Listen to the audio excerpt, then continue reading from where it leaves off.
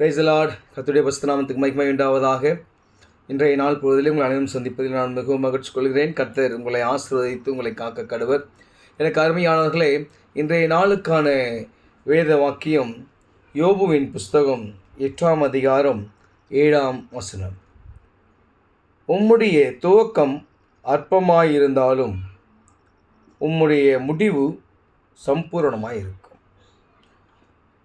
நம்முடைய துவக்கம் அற்பமாக இருந்தாலும் நம்முடைய முடிவு கர்த்தருடைய நாமத்தினாலே, கர்த்தருடைய கிருபையாலே சம்பூர்ணமாக இருக்கும். நம்ம இதை முதலாவது விசுவாசிக்கணும்.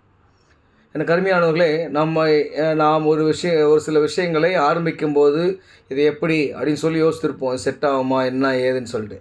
ஆனால் நாம் ஆண்டவரோடு அதை பற்றி உருவாடும்போது, வேண்டுதல் செய்யும்போது, நாம் நினைப்பதற்கு மேலே, ஜெபிப்பதற்கு மேலே அது அழகாக ஆண்டவர் ஆசீர்வதித்து கொடுப்பார்.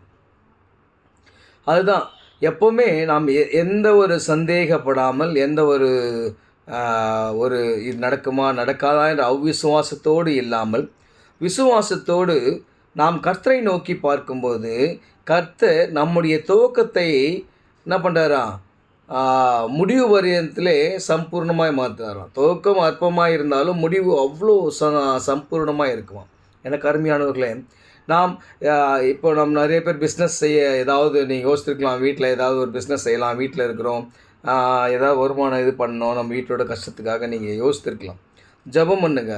நாங்கள் இந்த ஒரு சின்ன பிஸ்னஸ் பண்ண போகிறோம், ஒரு சின்ன கடை திறக்க போகிறேன், ஒரு ஸ்ட்ரீட் ஸ்டால் வைக்க போகிறேன், இல்லையா, ஒரு இந்த மாவெல்லாம் அரைச்சி கொடுப்பாங்க இல்லையா, அரிசி மாவு, அந்த மாதிரி ஒரு சின்ன கடை வைக்கலான்னு இருக்க வீட்டோட. எப்படின்னு தெரியலையே, செட் ஆகுமா என்ன ஏதுன்றது நீங்கள் நம்பினவர்களை நம்ம சுற்றி இருக்கிறவங்கக்கிட்ட, நம்ம நம்பிக்கையாக இருக்கிறவங்ககிட்ட போய் கேட்குறத விட முதலாவது முழங்கால் படிட்டு ஆண்டவர்கிட்ட கேளுங்க. இது அற்பமான ஒரு காரியம்தான், ஆனால் கர்த்தர் முடிவிலே அதை பெருக செய்து பெரிய ஒரு அற்புதத்தை உங்கள் வாழ்க்கையில் செய்வார். நீங்கள் விசுவாசிக்கும் போது தான் அது நடக்கும்.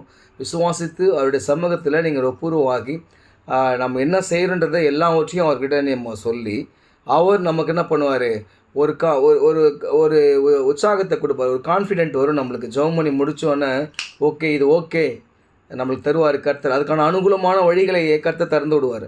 அந்த வழிகள் திறக்கும் போது நீங்கள் அந்த வழியாகவே நீங்கள் போங்க. கர்த்தர் உங்களை ஆசீர்வதித்து உங்களை பெருக செய்வார். விசுவாசிங்க. கண்டிப்பாக அவருடைய பாதத்தில் அமர்ந்து நம்முடைய துவக்கம் அற்பமாக இருந்தாலும் முடிவு சம்பூர்ணமாக இருக்க கர்த்தர் உங்களை ஆசீர்வதித்து காக்க கடவர். ஆமென்.